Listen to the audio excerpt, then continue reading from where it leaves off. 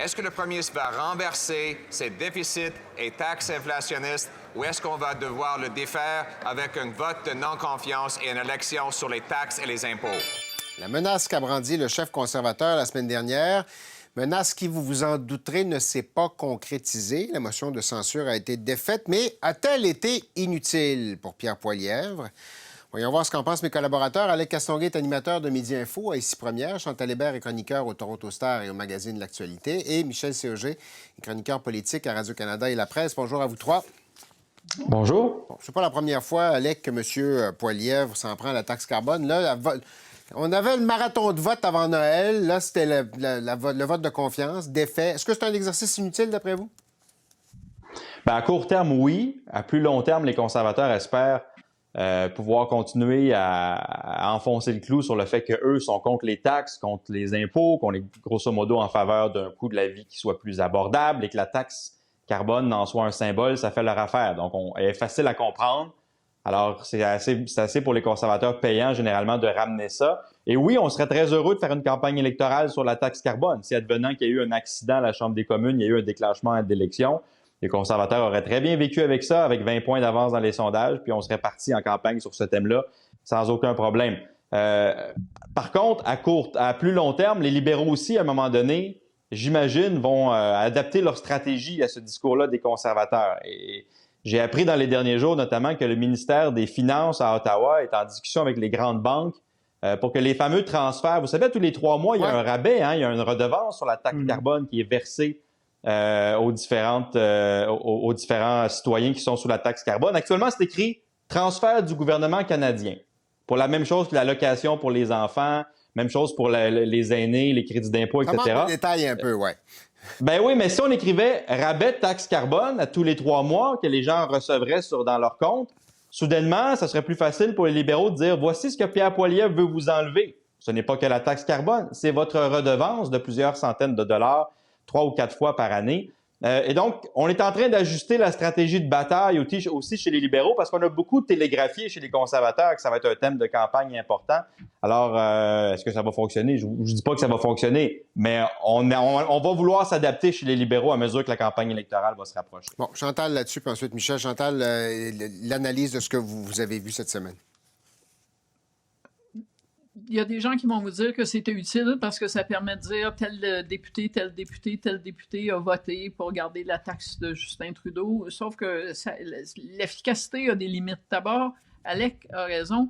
Les libéraux ont commencé à se défendre un petit peu plus efficacement. Et la preuve en est qu'aucun député libéral a voté avec les conservateurs, pas sur la motion de non-confiance, là on s'entend, que s'il y en avait un qui avait fait ça, il serait plus dans le caucus aujourd'hui. Mais il y avait eu un vote la veille sur une motion qui allait dans le même sens.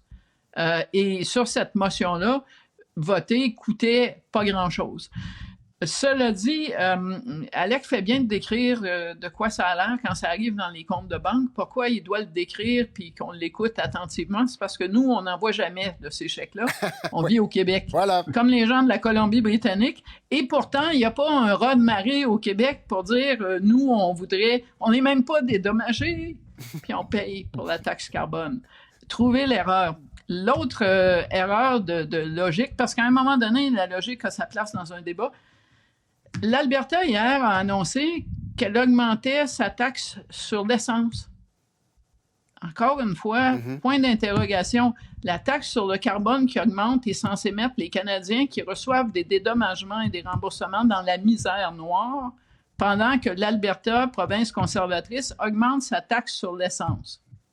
Je sais pas, là, mais il me semble que le fil sur lequel M. Poilievre marche pour avancer son raisonnement est tellement mince qu'il va devoir faire attention que ça finisse pas par devenir quelque part difficile à garder ensemble. Ouais. C'est un exercice qui est effectivement un peu périlleux. Michel, est-ce que de taper sur ce clou-là, puis vos deux collègues l'ont souligné, les libéraux commencent à être meilleurs dans la pédagogie, ou en tout cas, ils l'expliquent davantage. Est-ce que de continuer à taper sur ce clou-là, c'est pas de donner justement l'occasion à l'adversaire de mieux expliquer sa politique? Ben, j'espère qu'ils vont mieux expliquer leur politique parce que ça a été plutôt ordinaire depuis le début, soyons clairs. Mais Chantal a raison. La seule raison pour laquelle on fait ça, c'est pouvoir dire tel député libéral a voté pour la taxe de Trudeau, tel autre a voté pour la taxe de Trudeau, puis espérer que ça va rapporter au moment de l'élection dans le comté. Si ça rapportait si souvent que ça, on le saurait, puis on en ferait plus de votes de confiance. Puis ça marche pas comme ça marche plus comme ça, la politique.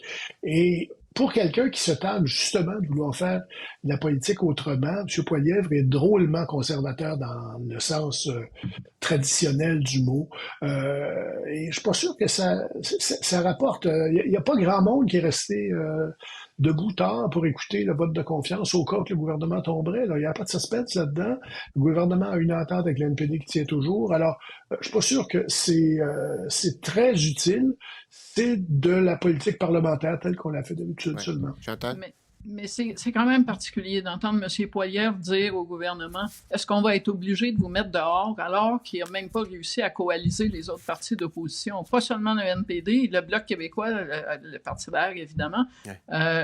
Il n'y a pas eu d'adeptes pour cette motion de censure. Et je regarde, moi, les médias sociaux, l'espèce de guéguerre qu'on fait au gouvernement de la Colombie-Britannique, par exemple. Qui a le premier mis en place une taxe carbone au Canada? Elle est provinciale. Ou l'idée qu'on tente de propager que le Bloc québécois, qu'est-ce que j'ai lu, le dernier message de M. Poilievre vendredi après-midi, le Bloc québécois est le valet de Justin Trudeau. Des fois, l'exagération, ça tue l'argumentaire et on est clairement devant de l'exagération. Ouais. Et au passage, M. Poilievre n'était pas en chambre pour le vote. Il a fait ça à distance. Ça envoie un drôle de message aussi. Hein? Bon, là, on va se transporter à Québec. Il y a eu de nouveaux sondages cette semaine qui ne sont pas plus reluisants pour la CAQ que les précédents l'ont été. Regardons ce que ça a donné. Sondage léger. Les intentions de vote pour le PQ sont à 34 %. La CAQ est à 22 18 pour Québec solidaire, 14 les libéraux, 10 pour le Parti conservateur. La répartition des sièges, s'il y avait une élection, ça, c'est intéressant. Québec 125, 69 comptés potentiellement pour le PQ, 26 pour les libéraux, 14 pour Québec solidaire, 11 pour la CAQ, qui sont au pouvoir, deviendrait le 4e parti. Michel, à quel point est-ce qu'on donne... Quel genre de crédibilité vous donnez à ces chiffres-là à ce stade-ci? Les projections entières, de toute façon, c'est toujours un peu risqué, mais ça donne une explication assez simple de ce qui dit le sondage sur les intentions de vote. À un moment donné, la CAQ est en train de perdre du terrain de sondage en sondage. Ce qui se passe est très clair, c'est le vote des anciens péquistes qui retourne au Parti québécois et il n'y a pas assez de base caquiste comme telle, des gens qui sont pas des anciens péquistes, pas des libéraux déçus, pas... Il y a très peu de gens qui votent pour la CAQ par conviction pour la CAQ. Alors, c'est ça qui est le problème. Ça reste un jeune parti. C'est un parti qui n'a pas de base électorale très forte. Et pendant ce temps-là, les nationalistes abandonnent la CAQ en grand nombre parce que les mesures nationalistes du gouvernement n'ont pas nécessairement bien marché. Vous savez, la loi 96 qui devait renforcer le français au Québec puis être la solution et tout ça, ça fait maintenant 2 ans qu'elle est adoptée. Puis le parti au pouvoir dit encore « Ah, le Québec, le français est menacé au Québec, le français est menacé ». À ce moment-là, il se trouve à dire « Ma solution n'a pas fonctionné ». Ouais. Ça nuit à la CAQ et on dirait qu'ils ne savent pas sortir de ce pétrin-là. Bon, Alec, est-ce qu'il y a encore... On n'est pas à l'élection, là, il reste encore du temps. Est-ce qu'il y a encore un coup de barre à donner? Est-ce que c'est possible de revirer cette tendance-là? Au contraire, il n'y a pas de coup de barre à donner. Il faut qu'on arrête d'essayer de donner des coups de barre à la CAQ. Ça provoque de l'incohérence. Puis l'incohérence, c'est ce qui tue ce gouvernement-là depuis 6 mois. On essaie de remonter dans les sondages, donc on cherche à court terme des solutions, puis ça crée plus de problèmes. Au contraire, il n'y a pas personne qui s'imaginait qu'un budget déficitaire à 11 milliards de dollars allait les faire remonter dans les intentions de vote. Ça peut pas être une bonne nouvelle.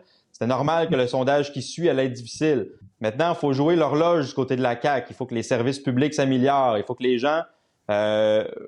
oui, dans la morosité économique actuelle, patiente un peu, les taux d'intérêt vont baisser, l'économie peut démarrer. Il y a plein de facteurs qui font que le gouvernement peut retrouver la fameuse boussole.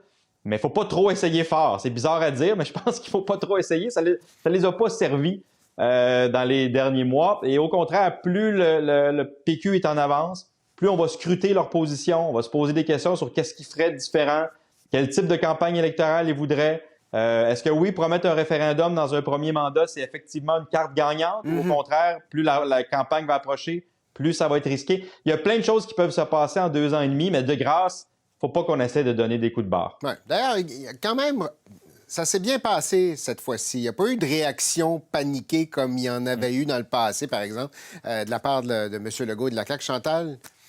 Il n'y en a pas encore eu. Mais les jeunes, ou le temps est jeune depuis le sondage. D'abord, oui, ce sondage-là, il arrive à un moment où il y a beaucoup d'inconnus. Sur les projections de sièges, pensez-y, là, on dit que le parti d'Éric Duhaime perd encore 1 point, puis on lui donne 5 sièges. Ouais. Il faudrait encore les montrer à quelqu'un. Alors, il y a des limites à l'exercice. Et une grande inconnue, c'est qui va être le chef du Parti libéral aux prochaines élections et quel impact est-ce que, si le PQ se maintient, quel impact est-ce que sa promesse d'un référendum dans le premier mandat va avoir sur les électeurs fédéralistes? Est-ce qu'ils vont continuer à se fier à François Legault? Ou est-ce qu'ils vont se dire, dépendant de l'inconnu qui va diriger le Parti libéral du Québec, on retourne nous aussi à la maison? Cela dit, c'est quand même extraordinaire quand on regarde ces chiffres-là de voir qu'aujourd'hui, M. Legault et son gouvernement au Québec sont moins populaires que Justin Trudeau et son gouvernement. Justin Trudeau, qu'on dit mal aimé, en dégringolade, est à 27 % au Québec, dans le même sondage, contre 22 % pour la CAQ. C'est une spectaculaire dégringolade. L'absence d'une réelle base caquiste y est pour quelque chose, mais l'autre raison, et ça va ensemble, tout est dans tout, la CAQ, c'est François Legault. Et quand on regarde les détails du sondage, François Legault, personnellement, sa cote est en baisse. Justin Trudeau est encore vu comme le meilleur premier ministre par les Québécois. Mais François Legault ne l'est plus. Et si M. Legault ne réussit pas à lui-même remonter sa pente, à se reconnecter, ça va être très difficile de faire remonter la CAQ dans les intentions de vote. Michel, le facteur libéral, parce que c'est vrai que le Parti libéral n'a pas de chef présentement. Là, c'est le PQ qui coalise l'opposition. Ça fait une grosse différence pour vous quand les libéraux ont un chef? Le problème, c'est que non seulement ils n'ont pas de chef, mais ils n'ont pas de chef en attente. Et c'est ça qui commence à être un peu inquiétant au Parti libéral. C'est est-ce qu'on va se retrouver avec Denis Coderre, qui est peut-être populaire chez certains militants libéraux, mais qui a quand même été battu 2 fois à la mairie de Montréal. Est-ce qu'on a besoin, est-ce qu'on veut avoir un économiste, parce que la seule personne qui semble intéressée, c'est M. Beauchemin, qui vient du milieu économique. Est-ce qu'on veut essayer de refaire le coup de l'économiste comme Robert Bourassa? Peut-être, mais il faut une personnalité qui va incarner les valeurs libérales, le fédéralisme, les recettes qui ont fait vivre le Parti libéral. Puis actuellement, on ne voit pas nécessairement ça venir au PLQ. Et tant que cette question-là ne se réglera pas, pensez pas qu'on peut avoir des gains importants de ce côté-là, même si c'est l'opposition officielle et qu'ils ont plein de droits de parole en chambre. Alec, qu'est-ce qu'on surveille au cours des prochains mois plus attentivement, peut-être pas dans les chiffres, mais dans le comportement des partis? Chantal a raison sur la cote de personnalité personnelle de François Legault. C'est un indicateur important. En fait, à ce stade-ci, là, les intentions de vote puis les projections de siège m'intéressent plus ou moins. Je regarde 2 indicateurs. Meilleur premier ministre, donc ça, c'est grosso modo la cote personnelle des chefs. Elle est très bonne pour Paul Saint-Pierre Plamondon. Elle s'améliore pour Gabriel Nadeau-Dubois. Ça va pas dans le même sens pour François Legault. Ça, c'est un élément important. Taux de satisfaction envers le gouvernement. Ça, c'est les électeurs qui, pour l'instant, sont peut-être dans d'autres partis, mais qui pourraient revenir à la CAQ. Donc, le taux de satisfaction est à 29 %. C'est plus que les intentions de vote de la CAQ, à 22 %. Il y a un bassin là qu'on peut certainement essayer de reconquérir. Pour l'instant, ça va pas très bien pour ça non plus. Le taux d'insatisfaction ne grimpe pas, mais le taux de satisfaction non plus. Alors, si ça se met à bouger, sa cote personnelle bouge, peut-être que là, on pourrait éventuellement, après avoir un retour dans les intentions de vote et non pas avant. Ça, c'est les deux éléments, je pense, qui doivent bouger en faveur de la CAQ pour que les intentions de vote se replacent. Si ces 2 indicateurs-là restent en chute ou stagnent, ça ne sera pas bon signe pour la CAQ. Il y a beaucoup de choses à surveiller, en tout cas. Ah oui! Il va y avoir d'autres sondages, on va en reparler. C'est tout le temps qu'il nous reste. On prend une pause la semaine prochaine. On se revoit dans 2 semaines. Alex, Chantal, Michel, merci. Au revoir.